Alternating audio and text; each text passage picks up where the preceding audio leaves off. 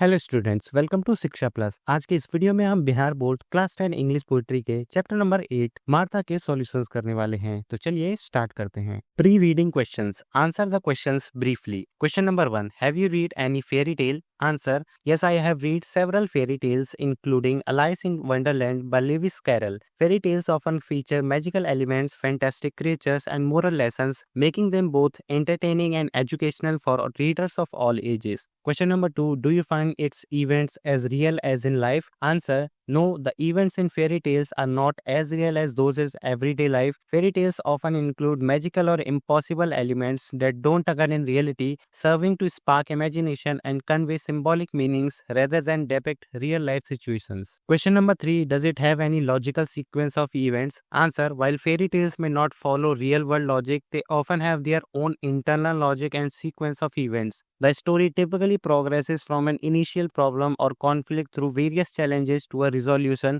following a narrative structure that makes sense within the fairy tale's magical context. While reading questions, write true T or false F for the following sentences. Martha tells her stories over and over again. False. If one watches her eyes, it seems story is told by her beautiful eyes. True.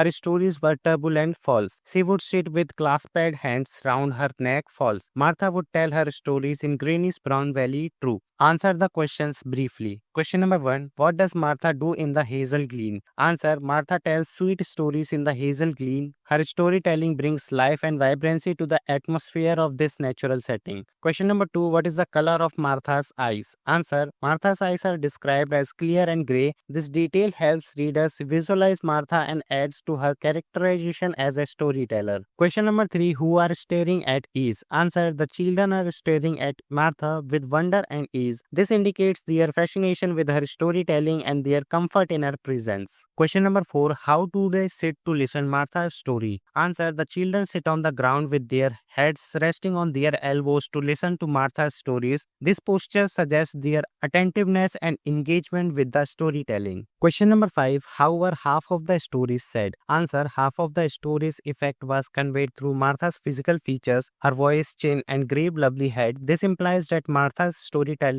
is not just about words but also about her expressive delivery and presence. Filling the blanks on the basis of your reading of the poem. Like a dream, you dream dash the night in. Fairies and gnomes stole dash out. Dash the leaf green light in. And her beauty far dash away. Would fade as her voice ran dash on. Write true T or false F for the following sentences. Fairies and gnomes stole out Martha's beauty. True. Like a dream, her beauty gradually faded away. True. Her voice could be heard until hazel and summer sun and other things faded away. True. Clouds in the sky are on lower height. False. Our hearts are shocked. False. Martha tells her story today. False. Her stories have tranquil effect. True. Long answer questions. Question number 1, describe Martha's physical features. Answer: Martha is described as a young woman with distinct physical features. She has clear grey eyes, slim hands, and a narrow chin.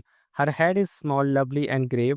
These characteristics contribute to her overall beauty and charm, which likely helps her connect with children. Question number 2, is this poem like a dream? How can you say that? Answer: while the poem itself is not a dream, it creates a dreamlike atmosphere. Martha's storytelling transports the children to a magical realm, blurring the line between reality and imagination. The children become so engrossed in her tales that they lose awareness of their surroundings, experiencing the stories as if in a vivid dream. This dreamlike quality is enhanced by the revival of past glories and the fairyland's wonders. Question number 3, how does this poem end? Answer: the poem concludes with the children deeply affected by Martha's stories. They remain in a trance-like state, their minds filled with images of the fairyland from long ago. The children are left speechless, still mentally exploring the magical world Martha described. This ending emphasizes the power of storytelling and imagination to captivate young minds. Question number 4, do you think that Martha and the children enjoyed stories?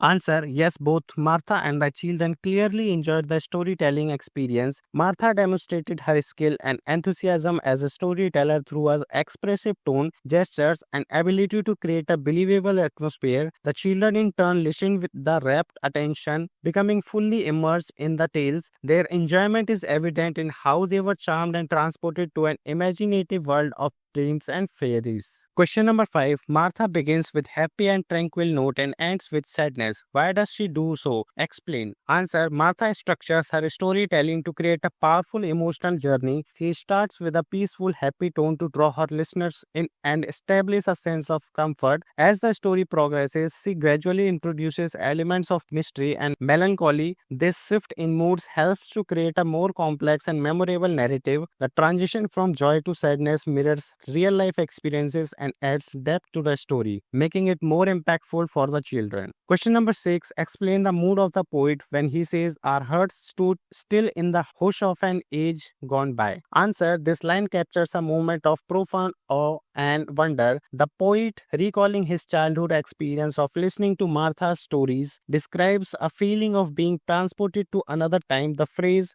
"hearts stood still" suggests a mix of excitement and reverence, as if time itself has paused. The hush of an age gone by evokes a sense of nostalgia and mystery. Overall, the mood is one of quiet amazement, where the children are completely captivated by the magic of storytelling. Question number 7. Describe the poet's feeling when he started the poem. Answer. Walter de la Mare begins the poem with a sense of nostalgia and fondness for his childhood memories. He reminisces about the magical moments of storytelling, particularly those involving Martha. The poet's tone is wistful yet joyful, expressing his love for wonder and fantasy. By revisiting these memories, he demonstrates how powerfully they have stayed with him. The poet's feelings are a mix of happiness, longing for the past, and appreciation for the imaginative world of his youth. Translation. मेरी दादी कहानियां सुनाएंगी.